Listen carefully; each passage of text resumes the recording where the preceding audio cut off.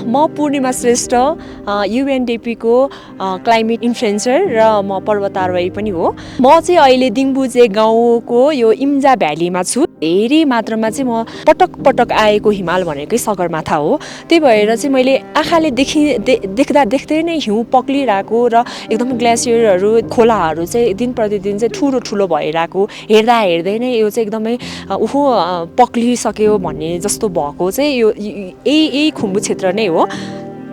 पहिला यस्तो थिएन। म पनि ट्रेकिङ नै गर्थेँ, तर यस्तो देखेको थिएन।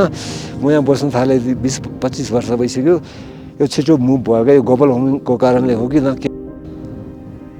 एकदम गहिरो गइसक्यो। अब घरभन्दा 5 मिटर नजिकमा छ यो पहिरो।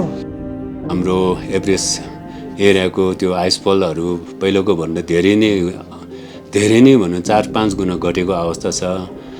पछिल्लो समयमा गोरखसेपको अवस्था पनि त्यस्तै छ। त्यहाँको अब घर बनाएको 2017 मा बनाएको घरै फेरि अहिले आएर 7-8 वर्षपछि बङ्केर गएको अवस्था छ।